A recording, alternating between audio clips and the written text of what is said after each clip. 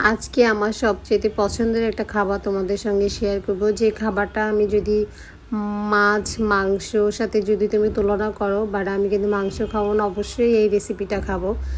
আর সেটা কিসের রেসিপি রান্না করতে করতে তোমাদের সঙ্গে শেয়ার করব। তো আমি এখানে প্রথমে কিন্তু মাছগুলো ভেজে নিচ্ছি, যে মাছগুলো দিয়ে আমি রান্না করব সেটা। তো তারপরে পেঁয়াজ বেরেস্তা করার পরে, মানে বেরেস্তা না, একটু হালকা ব্রাউন কালার হলেই আর কি এখানে টমেটোগুলো দিয়ে দিচ্ছি। আর সবসময় আমার রেসিপি যারা দেখো তারা কিন্তু বলতে পারবে, আমি কিন্তু সব তরকারিতে টমেটো ইউজ করি, অ্যান্ড টমেটো ফ্লেভারটা ভালো লাগে।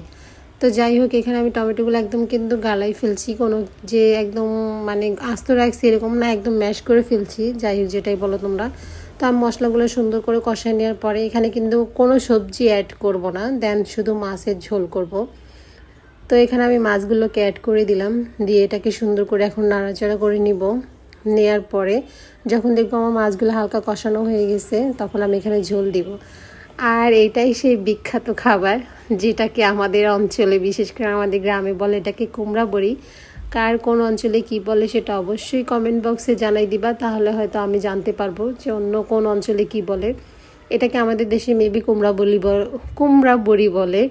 আর এটা বানায় আমার জানার মতে মনে হয় যে মাসকলাই ডাল, তারপরে হচ্ছে চাল কুমড়া দিয়ে মনে হয় বানায়। যদি আমার কথা যদি ঠিক থাকে অবশ্যই সবাই কমেন্ট বক্সে জানাই দিবা।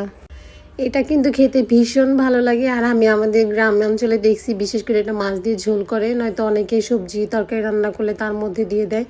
আর এটা রান্নার নিয়ম হচ্ছে আগে ভেজে নিতে হয়, তারপরে হচ্ছে এটাকে সুন্দর করে তরকারি নামানোর 5 থেকে 10 মিনিট আগে, 5 মিনিট আগে দিলেই এনাফ। এটা কিন্তু অনেক বড় বড় হয়ে যায়, তো এতগুলো আবার কেউ দিতে যাবা না।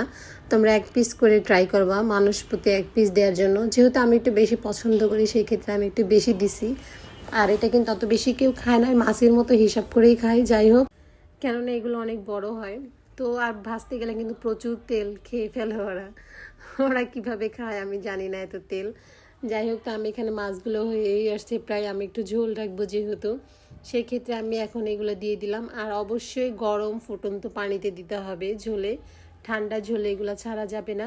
দেন হচ্ছে আগে কুমড়া বড়িগুলোকে ভেজে নিতে হবে। তো আমি এখানে রান্না প্রায় শেষ আমার। আমি সুন্দর করে একদম ধনিয়া পাতা কেটে দিছি, দিয়ে এখন আমি এটা নেড়ে চেড়ে নামাই দিব। ও হ্যাঁ, এটা এর আগে একটা রেসিপি তোমাদের সঙ্গে শেয়ার করছিলাম, সেটা হচ্ছে মাংসের ঝোল আমার আপার।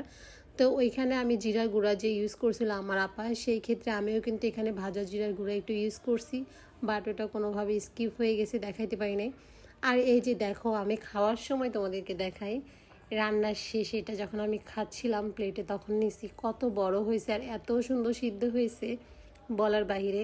তোমরা কিন্তু ফার্স্ট ভিডিওটা দেখছো অল্প ছোট ছোট একদম বড়িগুলা, আর রান্না করার পরে কিন্তু অনেক বড় বড় হয়ে যায়। তো সেই ক্ষেত্রে এটা লোকজন হিসাব করে, একটা ফ্যামিলিতে যদি থাকে 3 জন, তোমরা চাইলে 2 টুকরা খেতে পারো, বাট যার যেটা পছন্দ। তো যাই হোক, আজকে তরকারিটা তোমাদের কাছে কেমন লাগছে, একদম বাংলা ভাষায় যেটা কেমন লাগছে তোমরা অবশ্যই সবাই কমেন্ট বক্সে জানাবা। অ্যান্ড নতুন নতুন ভিডিও দেখতে আমার পেজটি অবশ্যই ফলো দিবা।